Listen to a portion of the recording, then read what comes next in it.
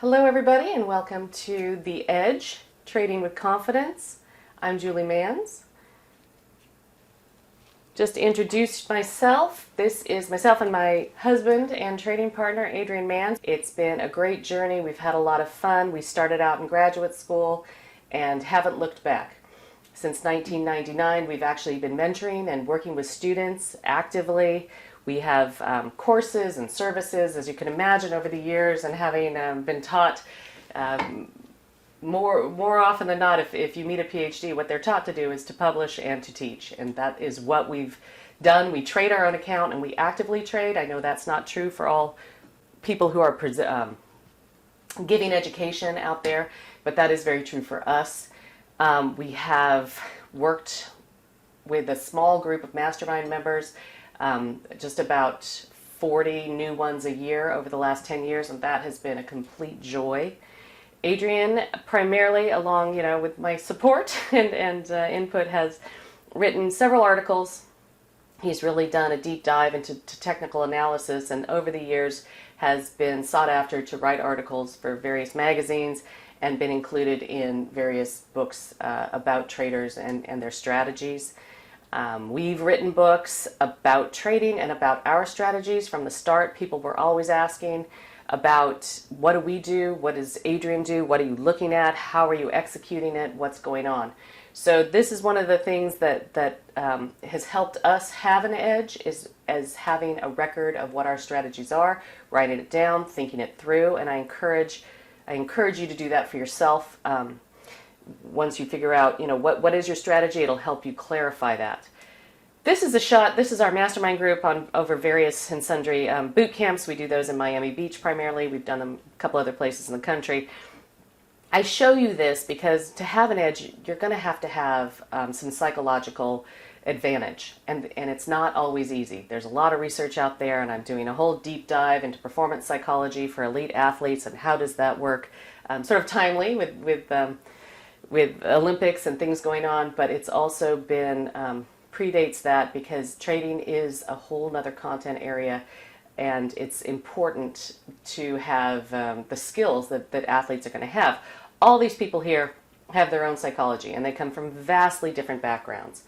Why is that important? Because as I go through and try and put together this course for psychological advantage and edge, psych edge for trading, I found a few things as I muse on it and some things I want to share with you, and I welcome you to email me and say why you think trading's challenging.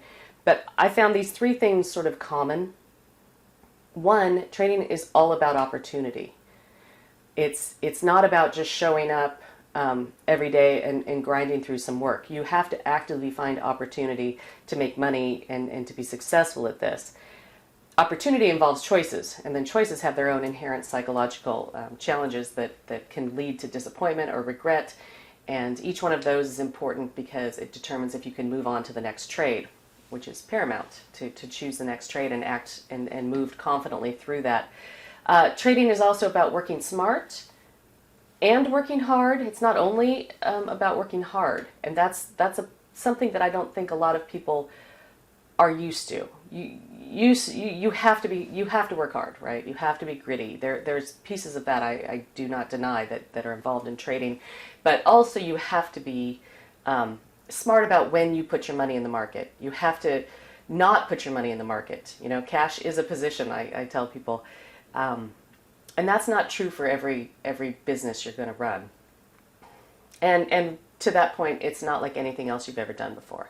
So if you're great, and I'm sure you're great at whatever it is you do, you probably trained to get there, either yourself or you went through schooling or apprenticeship, whatever it is you do.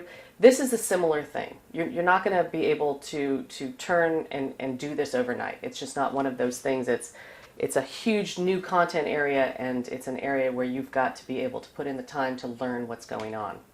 Common challenges we all face. I can raise my hand over the years. And it's actually good to talk about so you can figure out what's possible and how we can get the edge over our psychology also. But common challenges we all have, things like failing to pull a trigger, letting losing trades run, taking unplanned trades, or My worst one is holding on to trades for a home run, wanting to squeeze the last little bit out of it. It's useful to identify what your challenges are, and we all have them, and they're all different. So what am I going to do? What am I going to share with you today that has to do with finding that edge, the edge in the market that's going to make you profitable? Well, from the start, we've always said plan the trade and trade the plan, and then the next logo was the next motto has been strategy, discipline, results. So what I'm going to share with you today is a 3-step way to get yourself to that edge, which is strategy, tactics, and discipline. When we were in graduate school, Adrian had a mentor named Peter Drucker. You may have heard of him. He was a very famous business consultant. And Adrian it's actually the Drucker School, and he was lucky enough to have him as a mentor. So I love this quote because it's also personal, but it's also very relevant to you and whatever it is you're trading. Congratulations, you're an entrepreneur because you have a trading business. And I encourage you to think about your trades as a business, because this is not fun, and it's not gambling, and it's not something silly you do on the side. This is money, and all money involves a business. It has real consequences, real accounts, real taxation, and I encourage you to take it seriously and look at it as in that light also. So the quote is, "The entrepreneur always searches for change, responds to it, and exploits it as an opportunity." Okay, so this is this idea, right? We have to find the opportunities to have our edge. So the strategies we've had, obviously we've had over 20 years of developing them, and they did not happen overnight. The very first one, there's 4 main ones that we deploy right now every day. The very first one is the intraday swing. We only trade intraday, and all our ponies come back to the barn at night. But there are ways we deploy them, and one of them is an intraday swing where you can do a lot of programming. We have an opening gap strategy. We have a expansion of range and volume that he looks for the night before. That is sort of a expansion on steroids kind of a thing. And we have something that takes advantage of NASDAQ trades. If you text EDGE to this number, you can go ahead and get that 40-page that details those strategies. I'm not going to go into all those strategies. What I am going to do today is go through a day of using those strategies. So this is where you get what those strategies are, and then also you'll get access to our online trader psychology assessments, and then you'll get an answer back right away about where you fall, and sort of an assessment in terms of where you are psychologically. It's some assessments we have used for that, and what I get out of it, it's not, I don't have any identifying information about it, but I encourage you to do that because I get data out of it, and as a researcher, that's always fun. Okay.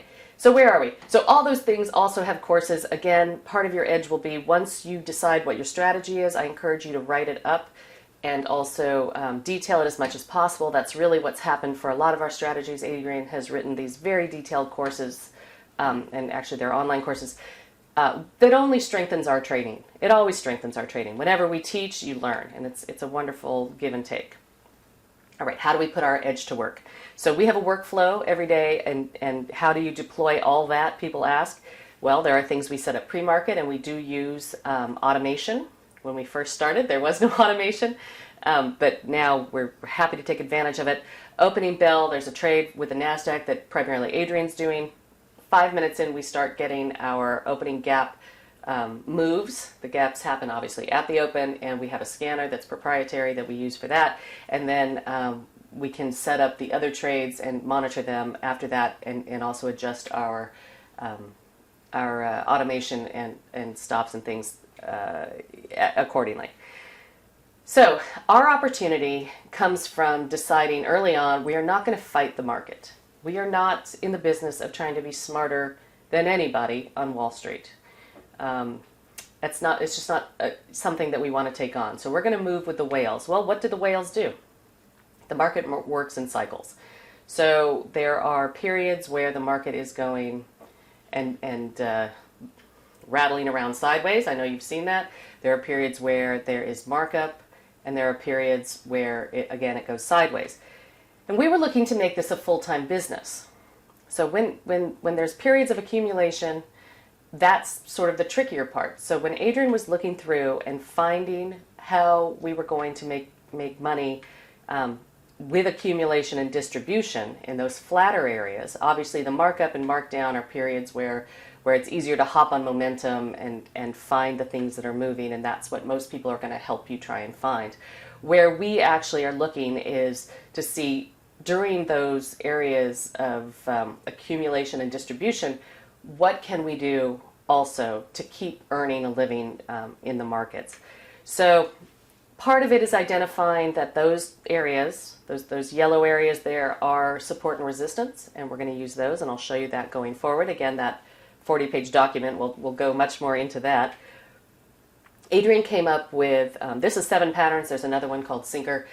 They're all baseball analogies. There's a British version that don't have the baseball analogy in it, but it helped us picture which these looked like.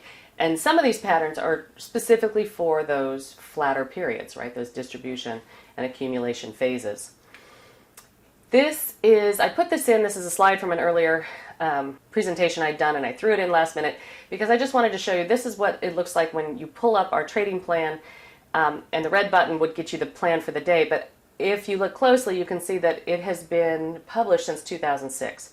So I tell you this to say this has been on the market forever. We've used this as our strategy forever and used this particular plan as the jumping off point for developing the other strategies as the market has moved and changed over the years. This is for last Friday, March 4th. This is the page I print out, and then I murderate it. I write on it, I journal it. All 4 strategies are represented there, and I'm going to show you what that looks like as we go on. That is our mouse pads, our Trader Insight mouse pads. Keep calm and trade on. So the first thing we're going to talk about today is that intraday trading plan around the horn and the stocks to watch that you see there. It looks like this. I print this page out. This is the, you're going to see the detail page in a minute. I print out I call it the cheat sheet. I used to do this by hand. I'd go through the pages you're about to see and put these different levels just in a journal by hand. And one day Adrian looked at me and he said, "Oh, do you want me just to print that out from Excel?" I said, "Yes, that'd be nice." Anyway, so here's what you're looking at here. These are the stocks that are going to be an intraday swing. And what we say by that is we're going to be out of these at the end of the day. We're not going to take these home overnight. It changes the way your account is managed and a whole other lot of things. And we also don't like to have exposure to overnight geopolitical situations. So if they trigger the entry price, then we enter the trade, and then there's a stop price, and this is all from the night before. Adrian sets us up the night before, and so we know exactly what we're doing the next day. It's 6:30 in the morning here in Pacific Coast time. We're in Los Angeles, and we don't have to think the next morning on these trades at all. And it has a target. So the purple box, shows you which of those patterns I showed you it is, so we know what we're sort of expecting from it, and which direction. In the red, that's short or long. Well, direction down below ACI is a long. All right, so what happened that day? This is what the detail sheet looked like for Brinker, and this is the trade day with the lines on it, green, orange, blue. The dotted lines are the green is entry. Above it, there's the stop line. Orange is 50% to target, where we move our stop loss won't be any worse than break even. If it makes it down there, if it makes it 50% to our profit target, and then the target, which is near a pivot. So there's going to be questions, but let me just show you what that looked like. Again, the red line is your stop. It never went there. It did enter. It went 50%, and it went to our profit target. Now, what you can do with your automation is that's already set up. So I'm going to show you the next trades we do. You don't have to think about this trade. If you go over to that sheet, I highlighted in green, red, blue, and then orange, where you find those things. So detailed the night before, Adrian has already identified what the stock is, the direction it's going to go, and then where you would enter, where would you get out, and where you move your stop to break even. A lot of people will ask, "Hey, it went a lot longer," right? So this is where I'm telling you my challenge is, I look at that too, and I'm like, oh God. There's a couple ways to do that. The trade becomes discretionary after that if you want to keep a piece of however many shares you have and see if it's going to go from that green line is a floor trade or pivot. It might go to the next line. But we measure our success for the day on whether or not we followed the plan. Because there's many a time Adrian does these plans and he has using support and resistance and looking at the price action from the day before, because again, he plans it the night before, he has, that becomes the inflection, and that's the furthest part it goes, our target. So we get out and we're fine, that's a happy day. All right, next stock. NUS, this is New Skin, and there you can see the setup on the left. That is the trade day with the lines on it. I put the little arrows so it's easier to see.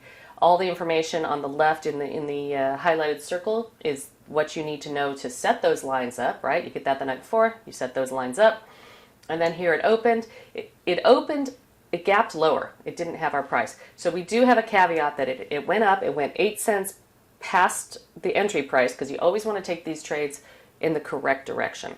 So it came down, it went above 8 cents, it hit our entry, you get in, it's hung around on that 50% for a long time, but now at that point you're bringing that red arrow down to the green arrow, right? And then it went on down to target. The lower part of that section, the second section in that trade, is called stocks to watch. These are trades Adrian would love to put in the planned part, but he can't find a great stop the night before, so you figure out your stop the day of. There is a max stop he puts there, so that guides you. So again, on the right, that line was the max stop. The green line, and this is a long, by the way.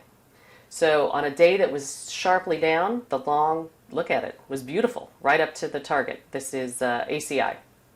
Okay, so this is last Friday. This is what happened with the plan trades on that particular plan. Let's move on. Remember I showed you the workflow? This is the next piece. High liquidity scalper NASDAQ stocks, sorry. So there's, of course, a course on that, and there's a web page where you go and access that plan. Here again is the sheet I had.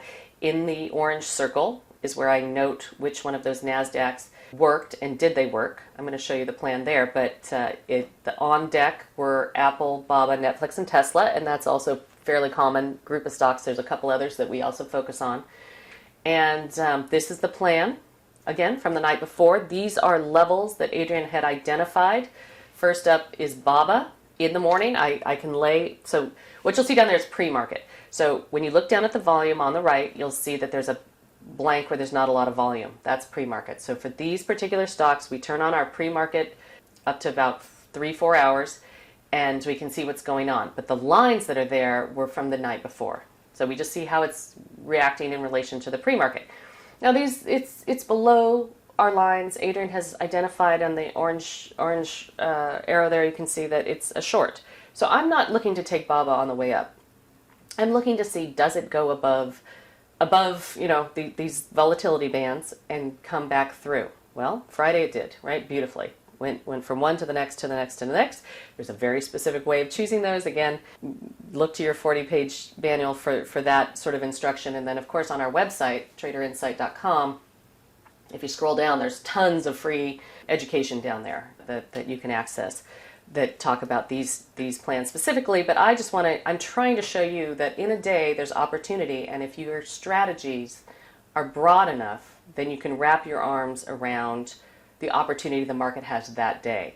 So again, here we go. Netflix might be your cup of tea, might not be your cup of tea, might be too expensive for you, or maybe you take 2 shares or 10 shares or 100 shares. But also the bias was short, and it went from one band to the next, and then pulled back up, made a pattern. So the patterns he'd identified we also used to trade these ones intraday, made an infield fly pattern, and you could do it a second time. So this particular strategy allows for multiple entries. And here Tesla is a great example. Tesla tends to be something that people have a hard time wrapping their arms around because it moves quickly, and if you're on the wrong side of it. We are trappers. I'm going to give you that idea also in some of the other things, and you can find it on our website. We go more in depth into hunters versus trappers, but hunters are traders that go out looking for stocks, sometimes using software, and we're hunters where Adrian sets these trades up. Even these trades are set up the night before. The closest we get are the opening gaps. I'm going to get to that. So okay, these 3 stocks were set up on the NASDAQ, Tesla didn't present, it did present earlier in the morning, and it presented three times that day on the way down. So am I saying we took all those trades? Am I even ever recording that I took these trades? No, I was just presenting, and someone was asking, well, how much can you make at this? And I said, well, I don't know. Are you good at it? And also, were you there all day? So this is where working smart and working hard marry together, right? Were you there to see it? Or had you gone out, on a walk? Is that part of your strategy, is doing Tesla late in the day? That's all part of your business and understanding what your business plan is. The final one on these big ones is Apple. We used to call it an apple a day. If you were on this plan, you get those 3 stocks, and then you scroll down, and there's always these Apple bands again that he sets up the day before. Let me cut to this down below on the volume. So that's pre-market, where I show you the line down there, the bracket down there, and I also boxed up the pre-market. So the lines are already there from the night before. We have a trading room for the first half hour or so. So we tell our guys what we're looking at from pre-market also for that opening trade. And then there's specific ways that you can trade this particular one, up or down. I guess I just want to point out that if part of your strategy is trapping and you identify before what your support and resistance lines are, that's what's highlighted over there on the left. And you can see it made it through those bands several times that day. Okay, so that's the NASDAQ. So that's opportunity, Opportunity Central is what all of this is. So now you'll see on this same blotter, I circled over there the XRVs. This is a expansion of range and volume trade. We call it fastball, that Adrian adds a few other factors to when he goes through and picks these every night, and it's a very specific service. But on that plan that day, were those 3 stocks, the plan looks like this, that subscribers get, and these were the 3 that were on for that day. So what happened that day with XRV? Well, okay, so the first one is BMBL, and it is a short because the direction is short. So I put the blue arrow on the chart there because we already know it's short, and the entry is just below the low. It's usually about $1, or that green line there is a floor trader pivot, somewhere there. We love it when that all lines up. So our target is, the entry here, and then it moves on down to what would be $1 target, but also it's a nice place where there's support and resistance with a floor trader pivot, which those tend to be places where there's inflection. And if you look off to the right, you'll see on the right, those green lines are volume by price. It also lines up with a heavy amount of volume at that place. That was BMBL. And then here we have PETQ. The bias was long. It triggered off the open. Didn't quite make it the $1, which also would be at that pivot, fell back down, but it was close enough. A lot of people take it off, and if you didn't take it off, the worst that happened is you're at break even. So we call that a win also. So having your money only at risk for the greatest probability of profit is where we want to be. We stand at the ready with these trades to go in a second time. It did not present that day. Not a problem. You swipe it off the desk. You stand ready to get in it. It doesn't happen. You don't worry about it because you have so much opportunity in your other strategies you're deploying. The last one on that list there is Z-Lab. Again, the direction was short. It didn't really move early enough in the day. The line with the blue squiggly, that's your stop line. And this is one that you would leave open most of the day and then, again, let it go to its target level.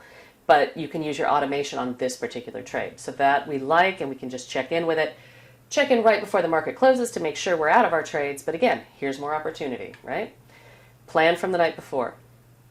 Now, the closest we come to hunting, and even this isn't hunting, is the opening gap trade. This is not a looking for the gap to close. It's not a gap and go.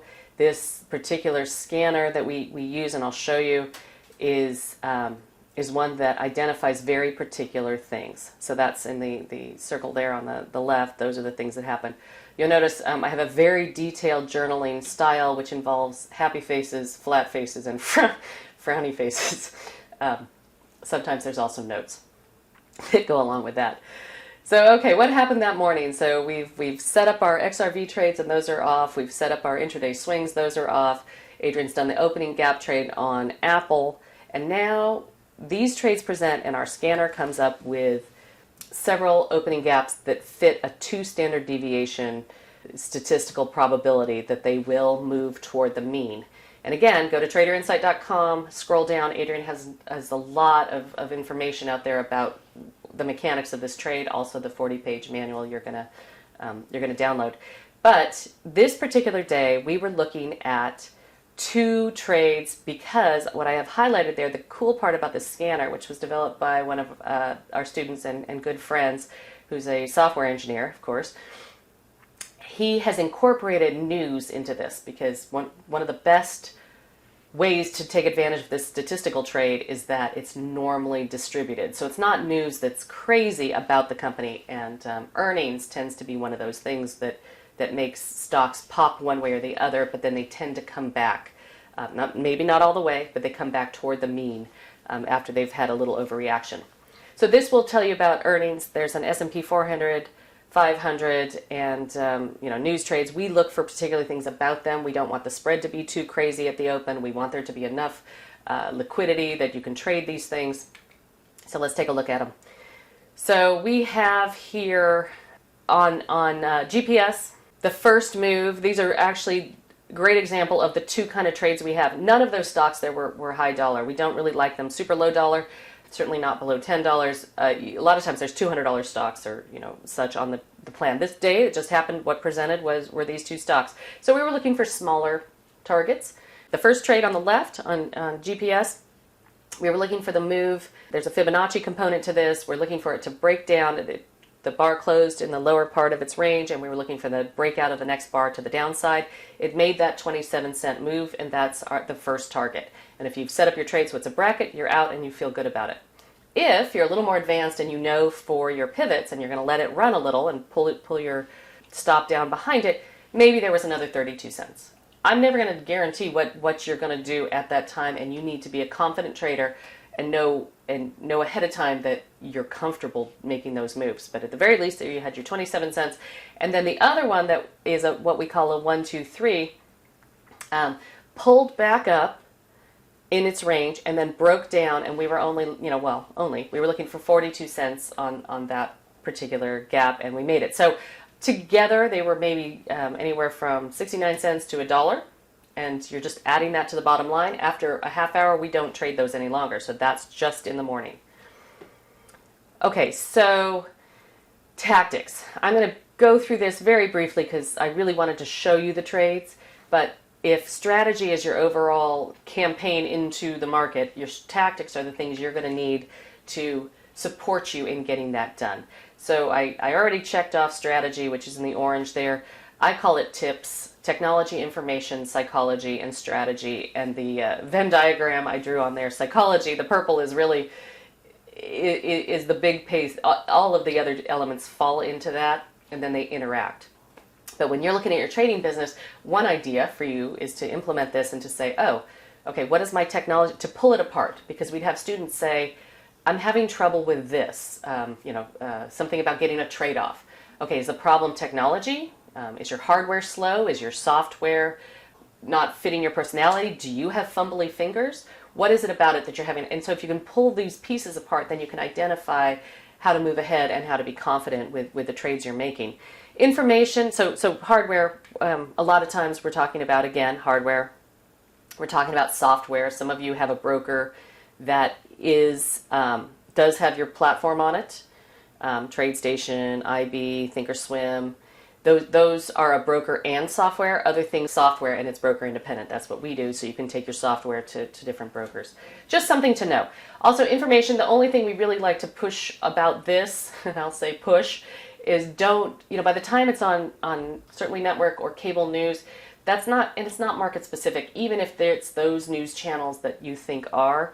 We like to use The Fly. There's other outlets. I think Benzinger and Trade the News are 2 other things. Sometimes I will pull up CNBC pre-market just to get the levels, and just know that your news needs to not be hypey and general and in either way trying to sell you catheters. Can I say that? It needs to be news that's specific about stocks and what you're trading that day. So those are some ideas to get that piece of it in your tactics pulled together, your hardware, your software, your information, and certainly your strategy.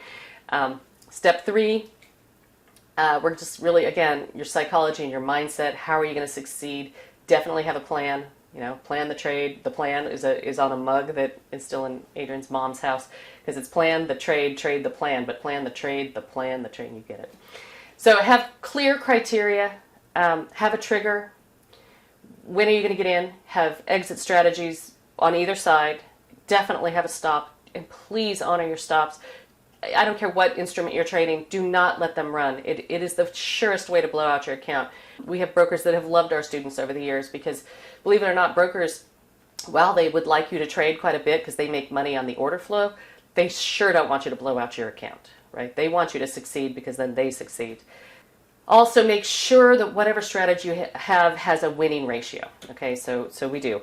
Also have rules. And again, just like your strategy, write down your rules so you know. Make them into a checklist. Go ahead and print it out, and so you can actually check it off every day. Have a way to journal. This is an electronic way to journal.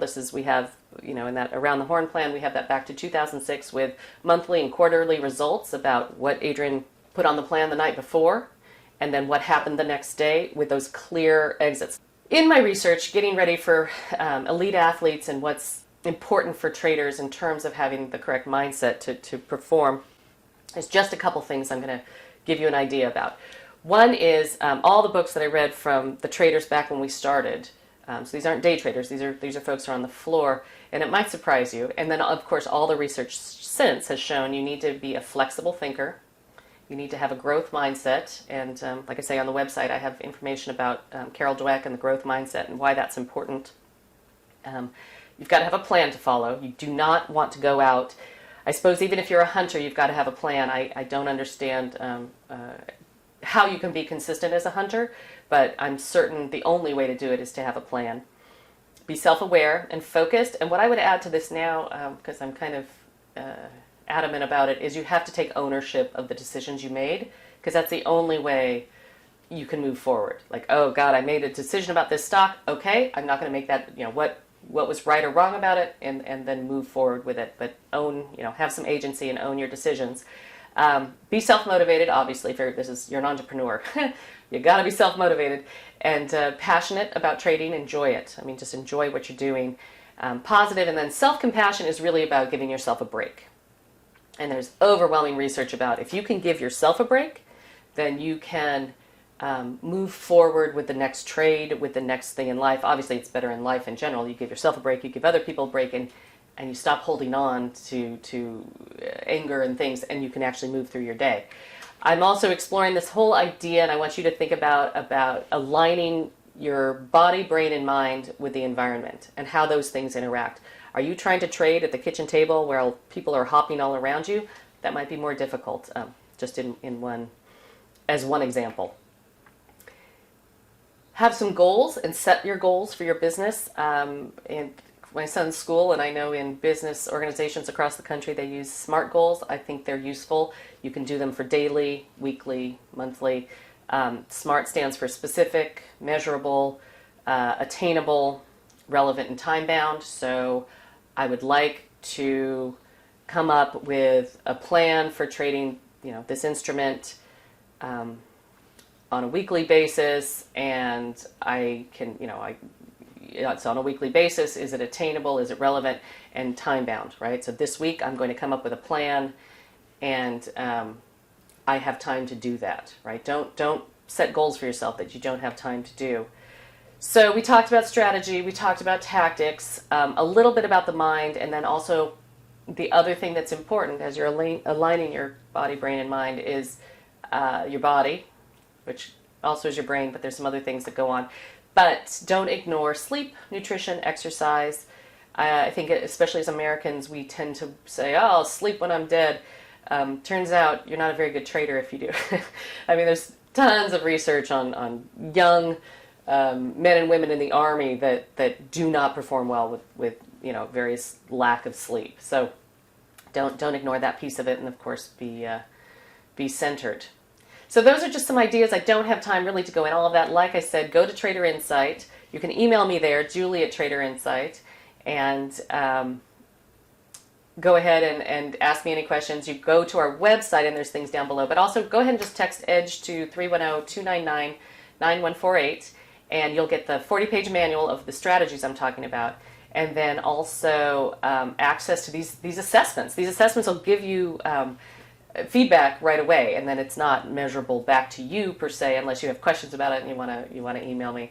So I just want to thank you for spending the time with me today. I hope you enjoyed sort of peeking over our shoulder and seeing sort of a day in the life of opportunity, and also maybe see what's possible if you define your strategies, outline them, deploy them, and then also get yourself set up with your body, brain, and mind to get the edge that you deserve and that you need to have going out into the markets. Have a great day.